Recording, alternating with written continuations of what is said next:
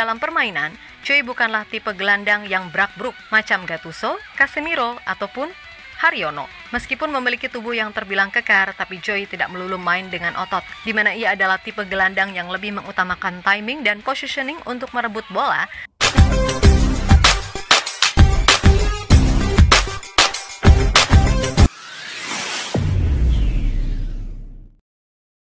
Assalamualaikum dan salam persaudaraan, salam sepak bola. Selamat bertemu kembali guys di channel Askalani Studio. Oke, hari ini saya ingin mereaksi terkait dengan persiapan timnas Indonesia menjelang laga melawan Australia pada 20 Maret dan juga melawan Bahrain pada 25 Maret di bulan Ramadan guys. Jadi, apa persiapan timnas Indonesia? Sekarang ini Oli Romeni sudah selesai mengambil sumpah WNI. Kemudian ada 3 lagi pemain, yaitu Emil Audero, Joel Pelupasi, dan juga Dian James. Oke, sekarang ini di bahagian lini gelandang itu pertaruhan yang besar buat Patrick Kluivert dan juga asisten pelatihnya untuk menempatkan Joel Pelupasi, seorang pemain yang sangat berpengalaman bermain di Eredivisie dan di Eropa. Jadi ini mungkin yang akan menentukan bagaimana bentuk serangan timnas Indonesia melawan Australia nanti. Jadi saya ingin reaksi pada hari ini. Hai kesengsem. Joy kaget handphonenya hang guys. Kenapa? 5 fakta unik Joel Pelupasi. Oke, ini yang kita ingin lihat. Bagaimana Joel Pelupasi ini merupakan seorang gelandang terbaik bergandingan bersama Tom Hai. Kalau kalian setuju, adakah Tom Hai dan Joel Pelupasi ini bisa untuk menggerakkan serangan untuk membantu Oli Romeni, Orat Mangun dan juga Rafael Struijk di bagian lini serang? Ayo kita simak dulu video ini sama-sama guys. Walaupun umur dia sudah lebih ya, tetapi pengalaman itu sangat sebagai penting. upaya menciptakan sejarah besar, yaitu lolos ke Piala Dunia. PSSI seperti yang kita tahu akan melakukan apapun untuk bisa mewujudkannya. Gebrakan demi gebrakan terus dilakukan, mulai dari dinamika pergantian pelatih sampai masuknya pemain-pemain baru. Yap, kita udah tahu kalau 3 nama yakni Dian James, Emil Audero, serta Joy Pelupasi udah fix akan jadi nama yang diupayakan bisa main di bulan Maret. Namun dari semua nama itu, jelas sosok Joy Pelupasi mungkin yang jujur nggak banyak orang tahu. Sebab selama ini untuk pos gelandang, selalu nama Jairo yang lebih dibahas. Memang tak sedikit yang nganggap Joy sebagai ban serep, apalagi umurnya udah 31 tahun, sehingga makin banyak yang skeptis. Akan tetapi, seperti kata pepatah, nggak kenal maka nggak sayang. Meskipun udah kenal, tapi belum tentu sayang juga sih. Intinya, Joy Pelupasi mimin rasa akan jadi sosok penting di lini tengah timnas Indonesia. Dan selayaknya pemain baru, kita akan coba untuk mengkorek nih hal-hal menarik dari mantan pemain FC Twente tersebut. Nah, ini mantan pemain FC Twente ya. Sejujurnya guys, saya tidak sabar ingin melihat perlawanan timnas Indonesia lawan Australia nanti. Semoga saja Indonesia mendapat poin ya dalam perlawanan itu. Dan kita doakan itu berlaku. Kayaknya bakal membuat Tom Hai kesengsem. Oke. Hal itu lantaran kesengsem ia bisa jadi itu apa guys? Ideal di lini tengah timnas. Kesengsem itu apa guys? Kesengsem. Nanti komentar ya di ruang kolom di bawah. Indonesia. Yap, sebelumnya mungkin nggak pernah terfikir kalau Joy akan menjadi bagian dari timnas Indonesia. Dan wajar jika mungkin HP dari Joy langsung ngehang karena saking banyaknya menerima pesan dari fans timnas Indonesia. Seperti apa yang udah terjadi dengan pemain-pemain sebelumnya. Yap, di luar itu semua, sejatinya kita harus bersyukur bisa memiliki pemain seperti Joy Pelupasi. Terlepas dari rasa skeptis yang muncul dari fans lantaran usianya udah 31 tahun, namun secara teknis, ini pemain mampu menawarkan sesuatu di sektor tengah Indonesia. Yap, untuk saat ini, dari daftar gelandang-gelandang yang dimiliki timnas, jujur belum ada yang bisa minimal mendekati level Tom Hai dan Joy Pelupasi. Selain jadi kompetitor, bisa juga ia akan jadi partner setara bagi Tom. Bahkan keduanya bisa saling melengkapi. Jika Pelupasi dikenal sebagai pemain yang memiliki mobilitas tinggi serta piawai dalam memutus serangan lawan, maka Tom adalah gelandang yang lebih kreatif dengan kemampuan mengatur permainan dari lini tengah. Di musim ini, setidaknya sampai narasi ini ditulis, Dari total 20 match yang udah dimainkan oleh Pelupesi, mampu mencatatkan akurasi umpan sebesar 85% dan rata-rata 2,3 tackle per pertandingan. Sedangkan Tom Haye yang lebih aktif dalam membangun serangan memiliki akurasi umpan mencapai 88% dan rata-rata 1,8 umpan kunci per laga dalam 20 pertandingan bersama Almer City FC musim ini. Dalam hal kontribusi ofensif, Tom Haye mampu membuat 24 kreasi peluang sepanjang musim ini. Ini unggul jauh dari Pelupesi yang hanya 2 kali. Namun dalam aspek bertahan, Pelupesi jelas lebih menonjol dengan rata-rata intercept sebanyak 2,1 per pertandingan. Sedangkan Tom hanya mencatat 1,3 intercept. Nah, dari statistik tadi, ini membuktikan kalau Joey Pelupesi dan Tom Haye akan menjadi duet sempurna bagi lini tengah timnas Indonesia. Apalagi jika semisal formasi yang dipakai adalah 4-2-3-1, maka keduanya bisa berkolaborasi mengisi peran sebagai double pivot.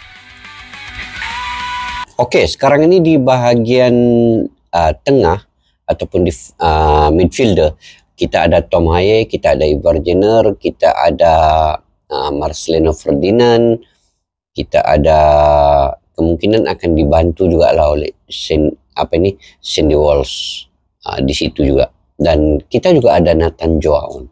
Jadi banyak pilihan lah, itu belum lagi pemain lokal yang lain yang mungkin akan dipanggil oleh Patrick Kluivert. Tetapi kita tumpukan kepada pemain-pemain diaspora ini yang punya pengalaman, yang memang mereka sudah tahu cara bermain ala Eropa itu, dan apabila digandingkan, contohlah Tom Haye bergandingan dengan ini Pelupesi, kemudian Nathan Joao ataupun Ivar Jenner, itu mereka sudah bersiap-siap sedia untuk merencanakan sesuatu yang paling terbaik untuk timnas Indonesia. Jadi semangat ini kita ingin melihat aksi ini sebenarnya guys, untuk bagaimana penyudahan yang baik daripada oleh Romania apabila dibantu oleh midfield yang punya pengalaman ini. Oke, kita lanjut guys. Lebih lanjut terkait Joey Pelupesi, setidaknya ada 5 fakta unik yang mungkin akan membuat fans timnas jadi lebih kenal siapa dirinya. Pertama, Joey Pelupesi ini sering banget pindah klub dengan status bebas transfer, di mana karir Joey dimulai dari Akademi FC Twente. Ia mendapatkan promosi ke tim utama pada tahun 2013. Namun tak lama setelah itu, ia memilih hengkang ke Heracles Almelo pada tahun 2014 dengan status bebas transfer. Di klub ini, ia menghabiskan 4 musim dengan tampil dalam 119 pertandingan dengan mencetak 5 gol serta 6 assist. Nah, pada tahun 2018, Joey direkrut oleh klub Inggris, Sheffield Wednesday, dengan nilai transfer mencapai 8,65 miliar rupiah. Di sana ia bertahan selama 3 musim sebelum akhirnya kontraknya habis dan bergabung ke klub Turki, Giresunspor, dengan status bebas transfer. Cuma semusim di Turki, Joey akhirnya balik ke Belanda untuk memperkuat FC Groningen di tahun 2022, juga dengan status bebas transfer dan langsung didapuk jadi kapten tim.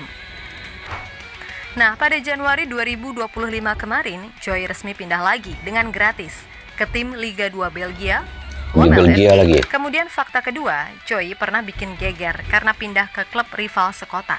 Yang mana itu terjadi ketika ia pindah dari Twente ke Heracles Almelo dan menjadi bintang di sana. Nah, Joey sendiri menceritakan kalau keputusannya saat itu sangatlah tepat karena di Heracles ia mampu tumbuh dan berkembang serta mendapatkan banyak menit bermain, yang mana itu penting bagi seorang pemain muda ketika itu. Betul. Itu adalah masa transisi yang penuh beban. Saya tidak bahagia di FC Twente. Tapi di Heracles, saya mendapatkan banyak kesempatan untuk menunjukkan diri di Belanda. Hidup adalah tentang melihat peluang dan mengambilnya. Hal itu tentu saja berlaku sama di dunia sepak bola. Tegas Joey dikutip dari tubantia.nl. Fakta yang ketiga, sebagai DMF, Joey Pelupesi terbilang subur. Ya, pemain berusia 31 tahun itu sudah tampil sebanyak 421 kali sepanjang karirnya di semua kompetisi dengan catatan 13 gol dan 11 assist. Tentu saja ini adalah hal yang terbilang langka karena biasanya seorang gelandang bertahan lebih banyak terlibat dalam aspek bertahan. Namun Joey mampu membuktikan jika ia juga cukup oke ketika dibutuhkan untuk membantu serangan. Yang keempat, Choi rupanya pernah satu tim dengan salah satu asisten pelatih timnas Indonesia sekarang, Denny Lanzat, pada 2012 silam. Yap, ketika itu Denny Lanzat sudah berumur 37 tahun dan Pelupesi baru berusia 20 tahun. Selain itu, mereka juga mempunyai darah keturunan Indonesia dari provinsi yang sama, yakni berasal dari Maluku. Nah, menurut Choi, Denny Lanzat adalah ayah sepak bola baginya, di mana Lanzat banyak memberikan segala yang ia butuhkan sebagai pemain muda ketika itu. Saya memulai debut saya di FC Twente pada usia 19 tahun. Setelah itu saya membela Heracles, Sheffield Wednesday, Giresunspor, dan FC Groningen. Saat saya bermain di FC Twente, dia adalah ayah sepak bola saya. Kami memiliki ikatan khusus. Saya mendengarkannya dengan seksama. Ucap Choi dikutip dari Tubantia.nl. Nah, fakta yang kelima, meskipun berposisi sebagai gelandang bertahan, namun dalam permainan, Choi bukanlah tipe gelandang yang brak-bruk macam Gattuso, Casemiro, ataupun Haryono. Meskipun memiliki tubuh yang terbilang kekar, tapi Choi tidak melulu main dengan otot, di mana ia adalah tipe gelandang yang lebih mengutamakan timing dan positioning untuk merebut bola tanpa harus membuat pelanggaran yang berujung kartu. Terbukti sepanjang karirnya, ia cuma mengoleksi 33 kartu kuning serta cuma sekali kena kartu merah. Hal yang membuktikan kalau ini pemain adalah tipe pemain yang menggunakan otak ketimbang otot. Selain itu, Choi juga bisa bermain sebagai center back jika dibutuhkan. Nah, lo gimana? Mantap kan? Yap, terlepas dari apapun, semoga aja proses dari 3 pemain baru bisa ledang satset, kan gitu. Karena biar gimana pun, keberadaan mereka pasti akan membuat opsi jadi lebih banyak bagi tim pelatih. Dan khusus Pelupesi, harusnya sih ini akan jadi kombinasi yang bagus bareng Tom Haye. Ya walaupun banyak juga yang bilang ini adalah solusi jangka pendek. Tapi biar gimana pun, selama dia perform, ya nggak ada masalah. Ibaratnya nih, sembari nunggu gelandang-gelandang muda yang ada tumbuh dan berkembang, ya, duet Tom Choi inilah yang paling ideal saat ini. Walaupun kembali lagi, agak disesalkan, proses Cairo beneran sesulit itu. Tapi nggak apa-apa, hidup harus terus berjalan, kan gitu. So, mudah-mudahan hadirnya Ole, Dean James, Emil, hingga Joey Pelupesi, selain bisa meningkatkan level kedalaman skuad, juga bisa mematik pemain lain untuk lebih nge-push, karena persaingan pastinya lebih ketat. Untuk itu tetap semangat dan sukses selalu. Oke, kita Garuda. Oke guys, semakin banyak pilihan ataupun opsi di bahagian lini gelandang. Oke, sama ada di situ boleh diletakkan Tom Haye, Dean James, Eliano Renders, kemudian Ivar Jenner, Nathan Joe, dan juga Pelupesi ini, Joey Pelupesi. Dan ini sebenarnya menjadi kita ingin melihat kepada perlawanan dengan Australia ini.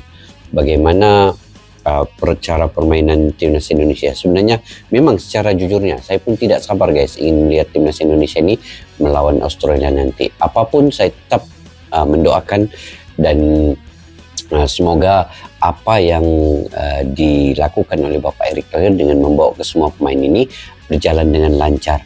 Dan dikabarkan mereka ini pasti akan dapat bermain melawan Australia nanti karena mereka akan mengambil Sumpawi ini dan juga bersiap sedia untuk melakukan latihan bersama ke semua pemain apabila dipanggil nanti bergabung semasa latihan. Jadi kita mendoakan yang terbaik untuk timnas Indonesia. Pilihan itu sudah banyak. Di bagian belakang ada Martin Paes dan juga Emil Audiro. Itu di bagian penjaga gol atau penjaga gawang. Kemudian di bagian lini belakang kita ada Kevin Dix, kita ada Misilges, kita ada Bang J, kita ada Verdong, kita ada Shendy Patinama, Shendy Walsh, Jordi Amat, dan juga Rizky Ridho. Itu cukup banyak opsi di situ, banyak pilihan guys. Hanya tinggal taktikal yang dicaturkan oleh pelatih nanti. Kemudian di bagian lini serangan juga kita ada Oli Romini, Orat Mangun, dan juga Rafael Strik. Kemudian kalau ada Ramadan Sananta dan juga pilihan-pilihan yang lain. Apapun guys, semoga semua ini akan bersiap untuk daripada segi ini. Stamina, kekuatan, kebugaran dan juga semualah daripada sudut segi pemakanan. Apa yang dicaturkan oleh pelatih itu perlu diikuti. Dan saya percaya semua pemain ini sudah punya pengalamannya. Joel Pelupesi, dia berpindah ke beberapa klub dengan pengalamannya yang cukup baik. Pernah bermain di Liga Inggris, di Sheffield Wednesday, itu sangat baik ya. untuk dari segi pada pengalaman beliau. Jadi sudah tentu ia akan dapat membantu gelandang tengah bersama Tom Haye membentuk karakter serangan yang baik nanti. Jadi kita doakan yang terbaik untuk timnas Indonesia. Bagaimana menurut kalian guys terkait dengan perkara ini? Kalian boleh komentar di ruang kolom di bawah. Sampai kita jumpa lagi. Assalamualaikum warahmatullahi wabarakatuh. Bye-bye. Askalana Studio untuk kita channel yang bereaksi tentang apapun yang ada di Indonesia, channel YouTube dari Malaysia di Askalani Studio. Jika mau tahu tentang Indonesia, ayo like and subscribe channel kami Askalani Studio. Askalani Studio.